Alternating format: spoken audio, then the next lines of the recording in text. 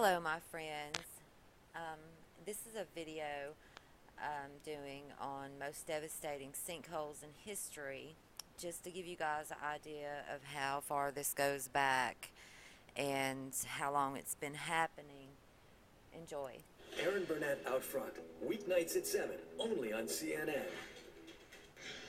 Smack dab in the middle of town, a perfect spot for a park with shade trees and a grassy pond.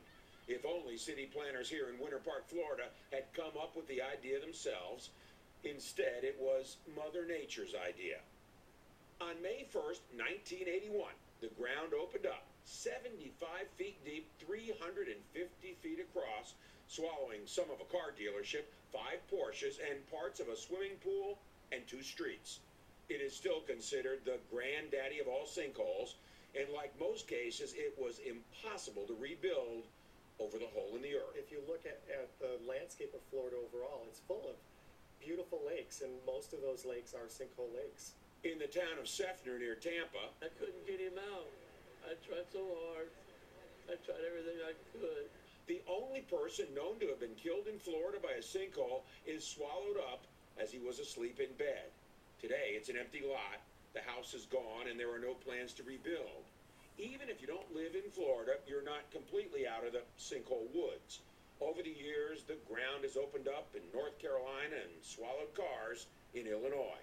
Sinkholes occur regularly in places like Texas, New Mexico, Pennsylvania, Kentucky, Tennessee, a wide variety of places around the world as well. Look at this scene in Toledo, Ohio, from earlier this year. The driver was stuck in her car underground until the fire department finally rescued her. Today, that spot has been paved over as if nothing ever happened. But it's Florida's natural geology, its Swiss cheese-like limestone bedrock that's made the state the most sinkhole-prone in the nation. Just this year alone, this week's collapse at a timeshare resort near Orlando. And not far north in Weeki Wachee, I came over, and as I was walking out here, I stepped right here, and my foot went down in the hole. While it may seem there's a sudden rash of sinkholes, particularly in Florida, Brinkman says it has more to do with geography than geology. As the population grows, the more land you develop, the more likely you're sitting on a sinkhole. For Out Front, John Zarella, CNN Miami. Front, weeknights at 7, only on CNN. Part of this dusty New Mexico landscape disappeared back in 2008 into 2 massive sinkholes, triggering shockwaves of confusion and anxiety that more would follow. I think it's quite likely that a sinkhole will form here. So it's not a matter of if, it's when. Yes, I would say that's probably the case. It's not a matter of if, but when. But when could be a century from now, or it could be next week. But here is the problem. If a sinkhole craters on this spot, it wouldn't just be happening in the middle of nowhere, a wide open oil field in southeast New Mexico. It would actually be happening at one of the busiest intersections here in the town of Carlsbad, New Mexico. Potential sinkhole. Louis Land is a geologist and sinkhole expert at New Mexico Tech. He spent years studying what might happen if a third sinkhole swallows up part of Carlsbad.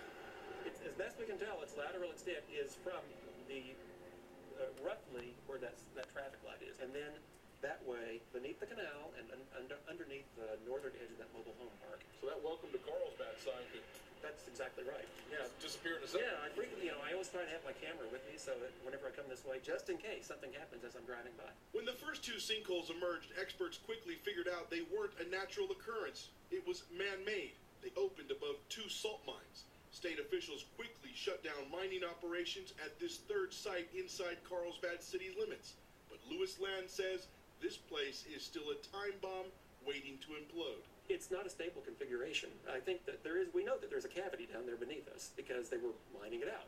Look at this graphic cross-section of the ground under this corner of Carlsbad. All of the blue you see is an unstable salt well cavern. Land says it's so close to the ground surface, it could collapse at any time. These are indicators that we use to monitor if we get an alarm.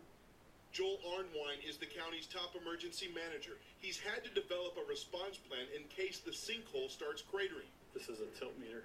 Including ground sensors that monitor ground movement 24 hours a day. where we're standing could very well collapse. It could. Any day. It could.